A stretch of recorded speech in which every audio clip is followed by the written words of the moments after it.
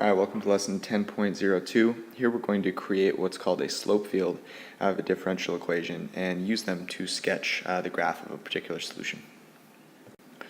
Alright, so let's start off here by finding the general solution to this pretty simple differential equation here. Dy dx is equal to cosine x. Go ahead and do that now. Alright, so hopefully in doing so you found that the general solution was the antiderivative of cosine x dx, which is sine of x plus c. So now what I want you to do is graph the general solution. And obviously you can't graph all of them because we get infinitely possibilities for c. But I want you to graph three in particular, where c is -1, where c is 0, and where c is +1. And really that's just going to be a translation of the sine curve, either up 1 or down 1. And do so on this graph here. So only go from -2 pi to 2 pi. Okay, so here are what those three sketches would look like. Nothing out of the ordinary. And I want you to also just know that just because we've sketched three of the general solutions doesn't mean that there are infinitely many that are existing, all the way in between. So just keep that in mind. Now, regardless of which of the three curves we were to analyze, what will be the slope of the curve at any point x comma y? Not a trick question here. Obviously, we know that the slope of these curves is given by cosine of x, dy dx. And that means that at any point, anywhere in our xy plane, the slope of the particular solution, and in this case we have infinitely many because we've just looked at the general solution here, is going to be determined by the value of cosine of x dictated by the x value of the point that we're at. So now I want to ask you a follow-up question to that. Let's say that we were to look at a particular point on one of our curves here. If I were to zoom in close enough, what would that curve look like? Just take a guess. You might have taken a hint from the work we've done with tangent lines, but right at that exact instant, and that particular little tiny point, the curve is going to appear to be a straight line. Now what I'm going to do is I'm going to actually zoom in here. Let's take a look at the red curve, maybe right here, where it appears to be certainly not linear from afar. And if we zoom in close enough, we will see that at any particular pixel that we choose, the curve appears to be linear, a straight line. And so what that gets to is that at any point in our xy plane, we can sort of draw a snapshot of what our curve would look like by just drawing a straight line that has a slope given by cosine of x, right? Notice that the slope at any point still has to be cosine of x.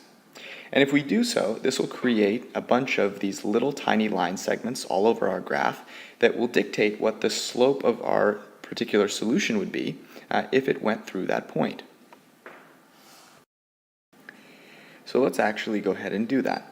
Let's sketch what's called a slope field. In other words, at any one of these green points here, let's draw a small linear representation of the slope of our general solution at any of these points. And of course, the slope is given by cosine of x. So let's do a couple together. Let's just take this point here at the origin. Okay? So this is going to have an x value of 0. Cosine of 0 is 1, and so the slope of the curve that satisfies this differential equation at the point 0, 0 is going to have a slope of 1. So I can draw a tiny linear segment there with a slope of 1. And in fact, that's going to be the case for any of these points with an x value of 0, because my slope, cosine of x, is only dependent on the x value at a given point. And therefore, it would look just like this, right, where all our linear approximations look exactly the same along the y-axis. All right, why don't you try doing the positive side of our xy axis on your own, and we'll take a look at it together. All right, so if we move here to all of the points with an x value of pi over 2, we can see clearly cosine pi over 2 is 0, and so the slope at any of these points with an x value of pi over 2 is going to be 0. In other words, just a nice horizontal line. So it'll look like this. And then moving on to pi, cosine of pi is -1, and so we will draw little linear segments with a slope of -1, as we've done here. Moving forward to 3 pi over 2, cosine of 3 pi over 2 is 0, so once again, a bunch of horizontal segments going through all the points with an x value of 3 pi over 2. So I've done that here and actually finished out the whole positive side of the axis here, and of course cosine of 2 pi is going to be 1, and so the slope of our solutions at any x value of 2 pi will be 1. All right, go ahead and finish out the negative side of the x-axis, and we'll take a look at the finished product together. Okay, so here's what the slope field will look like when we're all done. And hopefully you're noticing how similar this looks to the 3 sketches that we drew where our c values were -1, 0, and 1. And there, of course, is a reason. That is because the slope of the curves that we sketched all have a slope of cosine x at any point, and the whole way that we drew this slope field was so that at each point we have a linear segment with a slope of cosine of x. And what this will allow us to do is actually to recreate one of these sketches without anti-differentiating. Let me show you what I mean. Take this red curve here, sine of x plus 1. Notice that it has a point 0, 1 on the curve. Let's go ahead and just plot that point on our slope field here. So here's 0, 1. So what we want to do is follow the slope field's direction. So here we see the slope is positive. So from this point we're going to move positively until we get to the next point. And as we approach that next point here, we see that the slope is then going to become horizontal. So we're moving positively, and then the slope goes to 0, so we will move horizontally. Then moving on from that point, we see that the slope goes negative, so we're going to move negatively. And then as we pass this point here, we see that the slope goes back horizontally, and we're going to move horizontally. And then the slope goes positive again, and so we'll move back positively. So that might be how I would sketch my curve here. Notice that it is exactly like the sine curve that we graphed up here. As I move towards the left, I can do the exact same thing, following the direction of my slope field as I pass through that point. And as I get past or approach negative pi over 2, I'm going to hit a slope of 0, then a slope of -1. It's going to bring me back up, back to a slope of 0, and then back down towards the x-axis once again, as you can see right here. So what I've been able to do is actually recreate this solution curve for sine of x plus 1 simply by starting with an initial condition and following the slope field from point to point. It might not be exactly precise, but it will give me a really clear idea of what the solution curve will look like, and can be very helpful in picking out some of the key characteristics of the solution to a differential equation. So here is the definition for a slope field. Given a differential equation dy dx, the slope field for the differential equation consists of drawing a small linear representation, called a linearization, of the slope as given by the differential equation at a selected number of points, x, y. And why is this useful? Well, the slope field allows us to construct a graphical representation of a solution without actually solving the differential equation. And of course, as you saw in the discovery problem, it is imperative that we have an initial condition, that we know where we're starting. If you go back and you start at a totally different point, your curve is going to look a little different based on where that initial condition lies in the xy plane. So let's go ahead and practice drawing a couple of slope fields. Alright, so here we're given the differential equation dy dx is equal to x plus y. And I want to point out something that hopefully you're noticing, which is that this differential equation is not solely dependent on one variable. We saw previously cosine x. That means the slope only, of course, depends on the x value of the point that we're at. Here, the slope is going to be dependent on both the x and the y value. And so we'll need to take both into consideration when figuring out the slope at any point. So we're going to sketch a slope field. I've drawn quite a few points that I want you to draw the slope field at. And in general, you're not going to have to do it at this many points. But I want us to get a little bit of practice, and this is going to be the only slope field that we actually have to do right now in this lesson. So it'll be worthwhile taking the time to do that. So try a few on your own, and then press play. We'll take a look at a couple together, and you can then finish it out.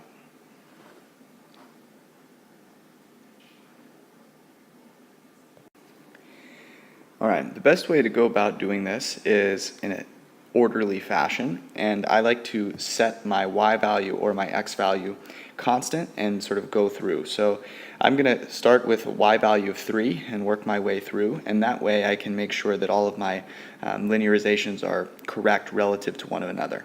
Right? I don't want to have a slope of 4 looking more shallow than a slope of 2, so on and so forth. So if I start out here on the far left, the x value is -4, the y value is 3. -4 plus 3 is going to be -1. So I'm going to have a linear approximation with a slope of -1. Then I'm going to come over here, this point, x value of -3, y value of +3, and when I sum them, I end up with 0. So I'm going to have a slope of 0 or horizontal line. Moving forward, x value of -2, y value of 3, add them together and I get +1. And so my linearization should have a slope of 1. This point here, x value of -1, y value of 3, so the slope here is going to be +2. And so this is what I was referring to. The line that I draw should now have a steeper slope than the one previous where the slope was 1. All right, hopefully you're getting the picture here. Go ahead and finish it all out and we'll take a look at it in its finished state. Okay, so here's the finished slope field, and you can pretty clearly see sort of the way in which your function will move given an initial point where it begins. So if we were to take a look at a particular solution, f of x, with the initial condition f of 2 is equal to 0, when we plot this point, we can really clearly see, moving from that point onward, how our solution curve will look. So let's plot this point to 0. Here's my point, and let's take a look at what will happen as we move to the right. As we move to the right, we see the slopes getting steeper, and so we can follow our slope field moving that way. If we were to move to the left, we can see here that the slopes are eventually right down here at -1, -1, we have a slope of 0, and so we can see that our curve will come down, it will bottom out, and then as we approach the axis here, we will see that the slope is becoming -1, and we actually are going to stick at -1 that whole way through, and so our curve will look much like this. Okay. And of course, you'd get a different looking graph if your initial condition were below this line here with the same slope. So if I started down here at, for example, 0, -3, I can tell that my curve would look quite a bit different. The solution would be very different. So you'll get the hang of this the more that you get some practice. And now let's take a look at a slightly different type of problem where we're given the slope field and we're going to try and pick the correct differential equation. All right, so this is a question that shows up on a fair amount of AP tests. You're going to be given a slope field, and you want to determine which differential equation from the 5 they give you is represented in the slope field. The best thing that best advice I can give you is to not look at these answer choices first, but to look at the slope field itself and actually pick out the characteristics that you notice. So look at the slope field here. You don't have to copy it down, but I want you to, if you need to, you can. I want you to take a look at it and pick out some of the defining characteristics. Do you notice any slopes which are the same for one particular y value or one particular x value? Are there any slopes of 0? Where do those occur? So on and so forth, and just write them down. So here are the characteristics I picked up on. If you didn't get them all, it's not that big of a deal. What you really want to be attuned to is the x and y values that create a slope of 0, and if there are any where you see some particularly steep slopes. As you can see, that is occurring sort of out here on the fringes. But important to note that when x is -1, dy dx is going to be 0, and when y is 0, dy dx is going to be 0 as well.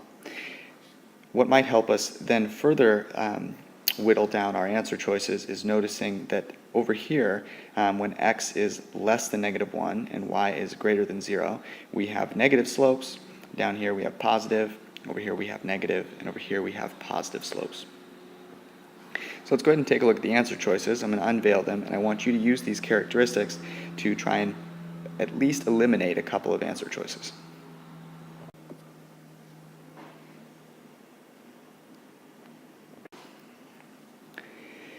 Okay, so you probably went through and said, okay, well, for any of these, when x is -1, will our slope be 0? And a helpful tip when looking at functions like this is to just factor in any way you can, because it's always easier to determine when something is going to be 0 if you have it factored versus not. So I'm actually going to go through and factor a couple of these because I noticed that they are sort of very easily factorable. All right, so now I'm ready to roll. And let's just start with our first characteristic. When x is -1, we know that dy dx should be 0. So this one obviously goes out of the way because that will not be the case. Here, when x is -1, we'd actually have a slope of y times -2, and that's not going to work either. That doesn't fit our characteristic. Here, however, we hit a nice one, y times x plus 1. When x is -1, this factor here is going to be 0. So it doesn't matter what y is, this slope will always be 0 when x is -1. So we'll save that one. Here we have x times y plus 1. When x is -1, that certainly doesn't mean that our slope has to be 0, and so we can get rid of this one as well. Answer choice E, x plus 1 cubed. Well, -1 plus 1 is 0, and 0 cubed certainly is 0, so we'll keep this one in mind. Now let's move on to our next characteristic. When y is 0, dy dx has to be 0.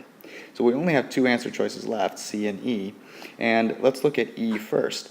Notice that E is not dependent on y in any way whatsoever. So y being 0 will in no way make our slope 0. Let's just take a look at a point, for example. Let's say that our point was the origin, 0, 0. Well, since we only care about the x-coordinate to determine this slope, 0 plus 1 cubed is going to be 1, and the slope would then have to be 1. And so there's no way that this differential equation could create this slope field. So we'll toss E out of the way, and that leaves us with answer choice C. So let's make sure that answer choice C satisfies all of the conditions here. Y being 0 forces our slope to be 0 since y is a factor. And then we can also check sort of the other components that we noticed just to make sure that this answer choice would create this slope field and that we didn't make some big error along the way. So over here, when x is less than -1 and y is greater than 0, we should have negative slopes. And we can see that that is the case because x plus 1 will be negative for all x values less than -1, and y would be positive. So a negative times a positive would give us a negative slope. Down here we'll see the same thing, x less than -1 and y less than 0, and that will give us a negative times a negative, which would result in positive slopes. And you can go through the last two here and make sure that they work. They certainly do. And so answer choice C is going to be the one that we choose. What I want us to do is actually write down the process by which we went through picking the differential equation here, because if you don't have a clear and concise process, this can kind of take you all over the place, and you can find a question like this to be a little annoying. But if you do, and you just notice these simple characteristics, you'll knock them out of the way pretty quickly. All right, so here's the process that we went through. We want to factor the differential equations if possible, and then we want to look for x or y values that create a slope of 0 or an undefined slope. I really want you to focus on the slope of 0. Those are going to be the most helpful. And once you've done so, go through and eliminate any incompatible options. If you are still left with options after doing that, you want to use the positive or negative slopes to make your way to one option. So you want to pick a couple of places where the slope is positive and see if that works with the options you have left, and hopefully you can eliminate any of the remaining that you have using that last step there. All right, at this point, go ahead and move on to the homework on Math Excel, and if you have any questions, just shoot me an email.